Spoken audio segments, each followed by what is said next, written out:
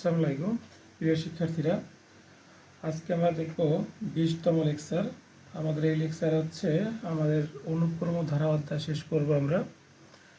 আমরা গত 19 লেকচারে আমরা বাকি সমস্ত ম্যাথগুলো শেষ করেছি। ওকে, আজকে দেখো আমাদের প্রথম ম্যাথ হচ্ছে 8। আমরা গত লেকচার 19-এ 7 পর্যন্ত করেছি। আজকে আমরা দেখব কোশ্চেন নাম্বার 8।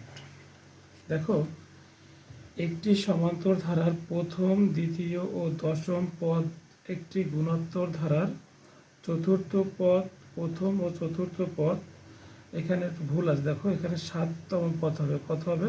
7তম পদের সমান। এটা একটা ভুল আছে এখানে। সমান্তর ধারা প্রথম পদে অন্তর ডি গুণোত্তর ধারার প্রথম অনুপাত আর হলে ধারা দুইটির সমন্বয়ে দুইটি সমীকরণ গঠন করো। দেখো, এখানে আমাদের প্রথম হচ্ছে আমরা লিখে নিছি যে সমান্তর ধারার প্রথম পদে অন্তর ডি আর সাধারণ অনুপাত হচ্ছে আর। অনুপাত কত এখানে? আর। সমান্তর ধারার দ্বিতীয় পদ এ প্লাস 2 মাইনাস 1 ইন্টু ডি। কারণ আমরা সূত্র জানি যে সমান্তর ধারার এনতম পদ সূত্র কি আমাদের? A plus N minus 1 into D. যখন এখানে দ্বিতীয় পদ, তাহলে আমরা এখানে 2 মাইনাস 1 ইন্টু ডি দিলাম। তাহলে এখানে দেখো, তাহলে এখানে হচ্ছে এ প্লাস ডি। সমান্তর ধারার দশম পদ, তাহলে এ প্লাস 10 মাইনাস 1 ইন্টু ডি, তাহলে এ প্লাস 9ডি।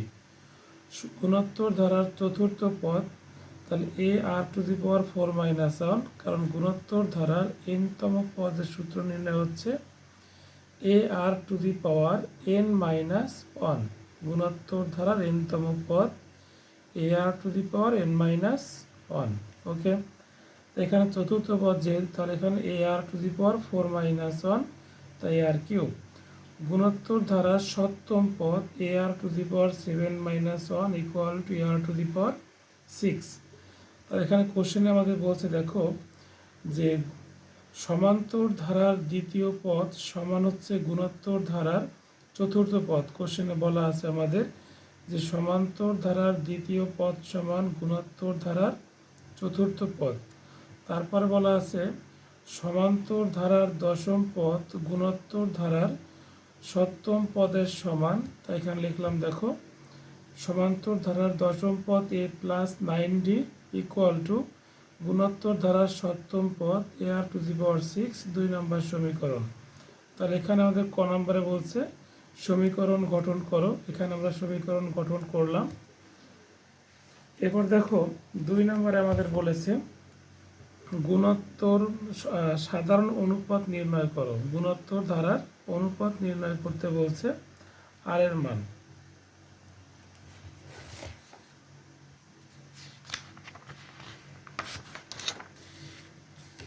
দেখো, তাহলে এখানে ক থেকে পাই A plus D equal to A R to the power 9 আর A plus 9 D equal to A R to the power 6। এটা আমরা ক থেকে পেয়েছি 1 নম্বর 2 নম্বর সমীকরণ।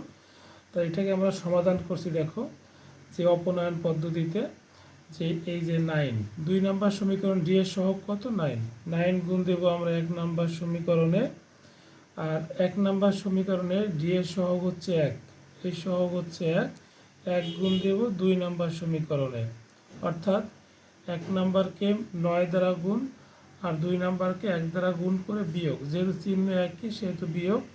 তাহলে এখানে দেখো 9 গুণ 9 ইন্টু এ প্লাস ডি মাইনাস 1 দিয়ে গুণ করলে এ প্লাস 9ডি এখানে থাকে ইকুয়াল টু 9 এখানে গুণ করলে হবে 9 এ আর কিউব, আর 1 এখানে গুণ করলে হবে এ আর টু দি পাওয়ার 6। এখানে 9 গুণে 9ডি, 9 গুণ ডি 9ডি, আর এখানে প্লাসে মাইনাসে মাইনাসে, প্লাসে মাইনাসে মাইনাস 9ডি, আর এখান থেকে আমরা একটা এ কমন নিছি। তো এ কমন নিলে 9 আর কিউব মাইনাস আর 6। তাহলে এখানে দেখো 9ডি এবং 9ডি কাটা, 9a থেকে এ বিয়োগ করলে 8a, আর এখানে এ ইন্টু থাকলো, দুই পক্ষ থেকে আমরা এ বাদ দিয়ে দিই। এখান থেকে 8 equal to 9 R cube minus R 6।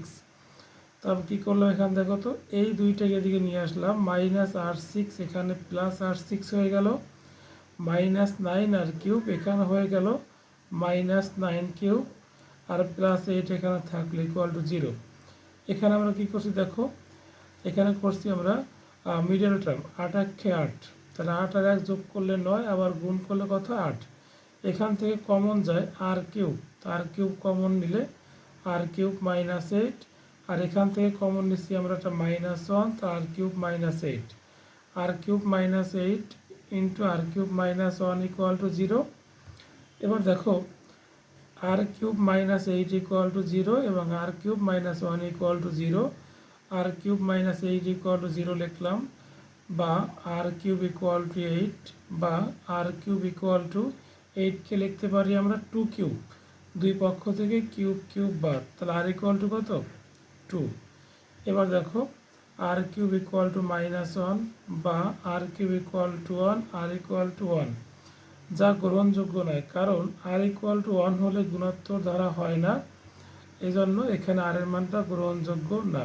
ওকে, তার এখানে নির্ণয় অনুপাত কত 2, এটা আমাদের কাছে এসে আর এর মান কত, আর এর মান 2। 3 নম্বর ম্যাথ, এখানে গুণোত্তর ধারাটির দশম পদ 5120 হলে এ ও ডি এর মান কত। গুণোত্তর ধারার দশম পদ দিছে এখানে, আর আমাদের এ এবং ডি চেয়েছে প্রথম পদ এবং অন্তর চেয়েছে। তাহলে এখানে দেখো খ হতে পাই R equal to 2, okay, A plus D equal to R cube, 1 number সমীকরণ। আর এর মানটা আমরা এখানে বসাই দিই, 1 নম্বর সমীকরণ। দেখো তা গুণোত্তর ধারার দশম পদ দেওয়া আছে কত আমাদের 5120, তো দশম পদ A R to the power 10 - 1 equal to 5120, 10 থেকে 1 বিয়োগ, তাহলে এ আর 9 ইকুয়াল টু 5120। এ থাকলো আর এর মান কত পেয়েছি 2 two the power 9 equal to 5120। এ থাকলো 2 এর পাওয়ার 9 করলে হয় 512 equal to 5120, A equal to 5120, এই 512 এখানে ভাগ করে দিচ্ছি আমরা, ভাগ করলে 10, এর মান কত পাবো আমরা এখানে 10। এবার দেখো 1 নং সমীকরণে আমরা এ ইকুয়াল টু বসাবো 10, আর ইকুয়াল টু বসাবো 2, তাহলে এখান থেকে আমরা পেয়ে যাব কার মান, ডি এর মান। তাহলে A equal to 10, R equal to 2 বসিয়ে 1 নং সমীকরণে এর জায়গায় 10, ডি থাকলো, এর জায়গায় 10, আর এর জায়গায় 2, তাহলে এখানে 10 প্লাস ডি থাকলো, 10 গুণ 2 এর কিউব করলে 8, তাহলে 10 plus D is equal to 8 গুণ 10 80, তাই ডি ইজ ইকুয়াল টু 80 থেকে 10 বিয়োগ করলে কত হবে 70। তাহলে আমাদের এই কোশ্চেনের উত্তর হলো এ ইজ ইকুয়াল টু 10 এবং ডি ইজ ইকুয়াল টু 70। 4 নম্বর অঙ্ক 8-এর দেখো এখানে বলা আছে সমান্তর ধারাটির প্রথম 20টি পদের সমষ্টি নির্ণয় করো। প্রথম 20টি পদের সমষ্টি কার, সমান্তর ধারার প্রথম 20টি পদের সমষ্টি এখানে বের করবো আমরা। ওকে, সমান্তর ধারা প্রথম পদে ইকুয়াল টু 10, অন্তর পেয়েছি আমরা ডি ইকুয়াল টু 70। এন সংখ্যক পদের সমষ্টি নির্ণয়ের সূত্র আমরা জানি যে n/2 2a plus n minus 1 into D. এখানে চেয়েছে কয়টি পদের সমষ্টি আমাদের 20টি পদের সমষ্টি, তার এখানে আছে 20/2, এখানে n বলতে 20, তাহলে n/2 plus 2a plus n minus 1 into D.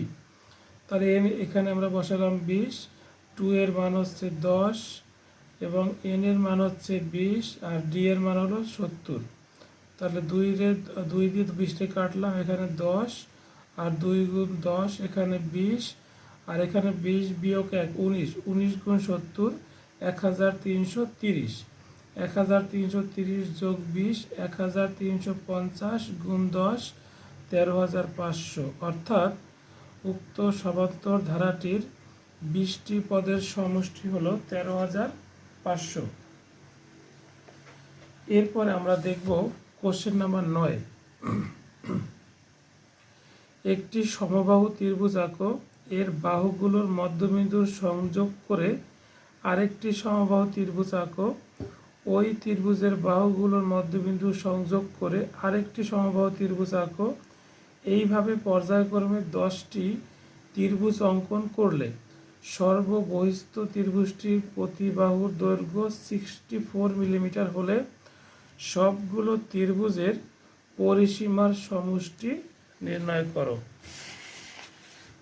তাহলে দেখো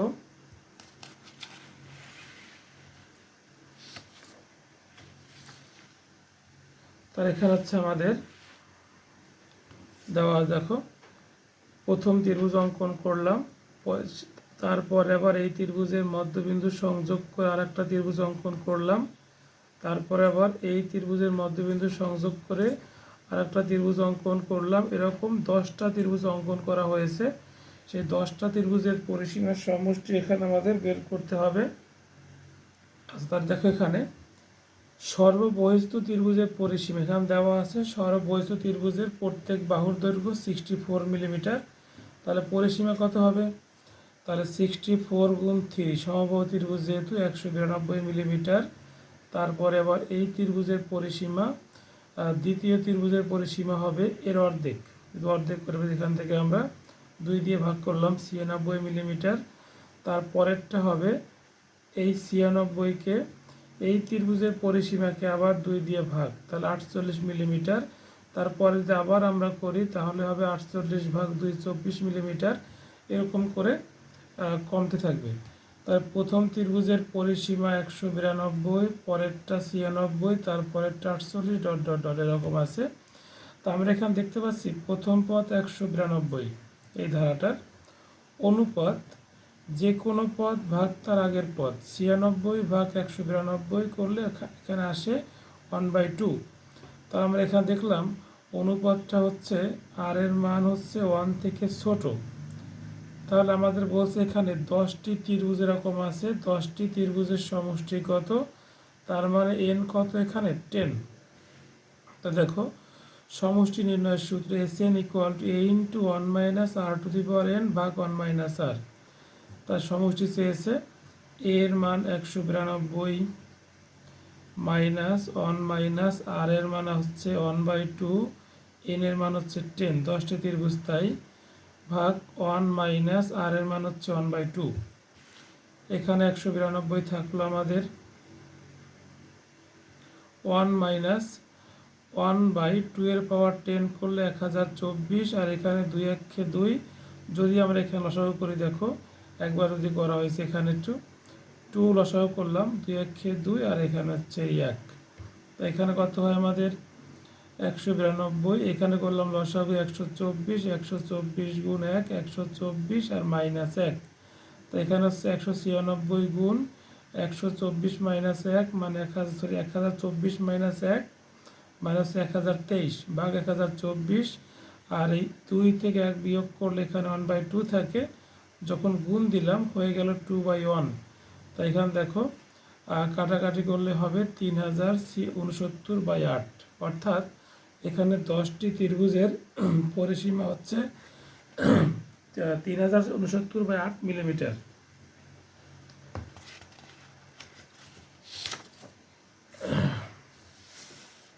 এরপরে কোশ্চেন হচ্ছে আমাদের 10 নাম্বার। দেখো 10 নম্বর অঙ্কটা এখানে কি বলছে আমাদের, যে শাহানা তার শিক্ষা প্রতিষ্ঠানে একটি চারা গাছ রোপণ করলো। 1 বছর পর চারা গাছটির উচ্চতা 1.5 ফুট হলো। পরবর্তী বছর এর উচ্চতা 0.75 ফুট বৃদ্ধি পেল। প্রতি বছর গাছটির উচ্চতা পূর্বের বছরের বৃদ্ধিপ্রাপ্ত উচ্চতার 50% বাড়ে। এভাবে বাড়তে থাকলে 20 বছর পরে গাছটির উচ্চতা কত ফুট হবে? দেখো প্রথম বছর উচ্চতা 1.5 ফুট, দ্বিতীয় বছর দেওয়া আছে 0.75 ফুট, আর তৃতীয় বছর হবে এর 50%। তাহলে 0.75 গুণ 50, 50 ভাগ 100। তো এখানে আমরা করলে পাই 0.375 ফুট। তা উচ্চতা বৃদ্ধির ধারা প্রথম বছর 1.5, তারপরে 0.75, তারপরে 0.375, ডট ডট ডট 20তম পদ পর্যন্ত, মানে 20 বছর পর্যন্ত আমাকে বৃদ্ধি বের করতে হবে কত ফুট বৃদ্ধি পাবে। আচ্ছা দেখো তাহলে প্রথম পদ a = 1.5 অনুপাত যে কোনো পদ ভাগ তার আগের পদ করলে এখানে 0.5 আর n = 20 মানে 20 বছরের সমষ্টি। তাহলে 20 বছরের গাছের উচ্চতা a × 1 - r⁴ ভাগ 1 - r, এর মান 1.5, 1 মাইনাস আর এর মান 0.5, n এর মান হলো 20 আর এখানে আর এর মান 0.5, 1.5 থাকলো, 1 মাইনাস 0.5 এর পাওয়ার 20 এখানে থাকলো, 1 মাইনাস 0.5 করলে কত পাবো? 0.5। এখানে আমরা একবারে করেছি দেখো 1.5 ভাগ 0.53 আর এখানে ক্যালকুলেশন করলে হবে 2.99997, অর্থাৎ এটাকে আমরা লিখতে পারি প্রায় 3 ফুট। কত ফুট? প্রায় 3 ফুট, অর্থাৎ 20 বছরে এই গাছটি প্রায় 3 ফুট বৃদ্ধি পাবে।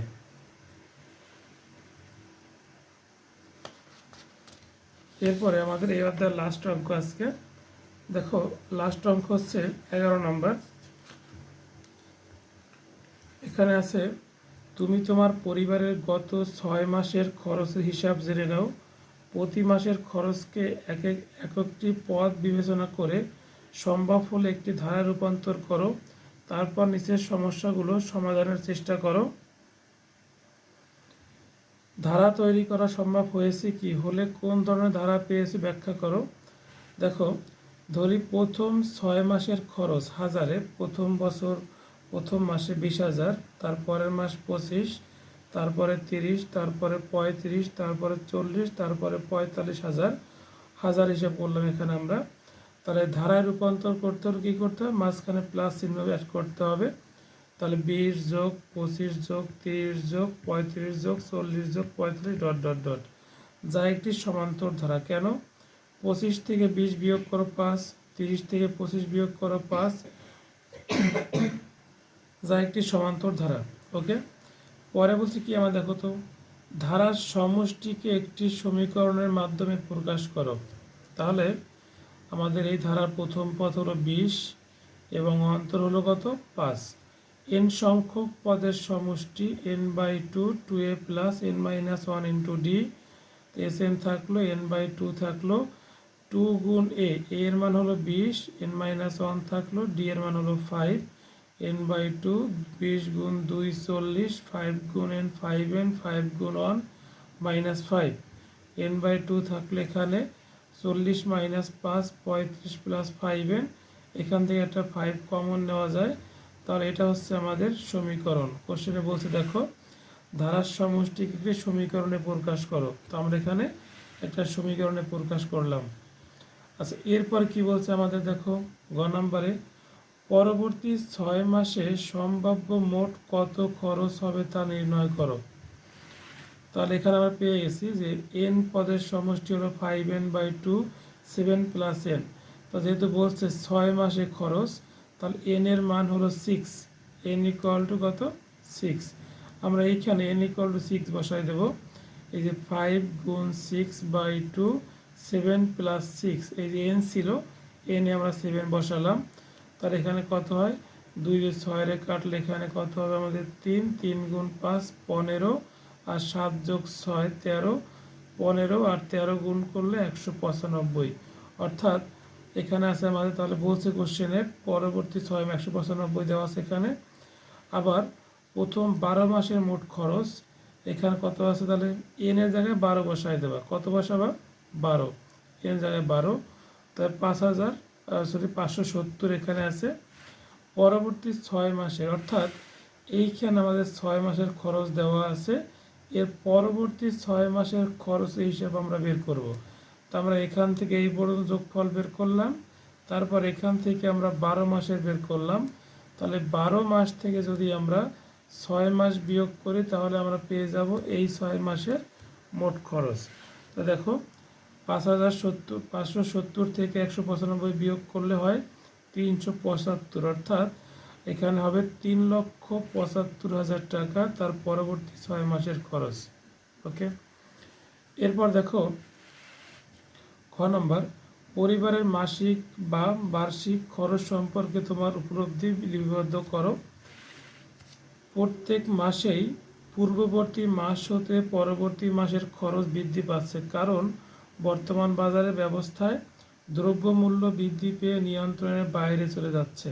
অর্থাৎ আমাদের আজকে অনুক্রম এবং ধারার শেষ ক্লাস ছিল। আমরা পরবর্তী তৃতীয় অধ্যায় শুরু করব।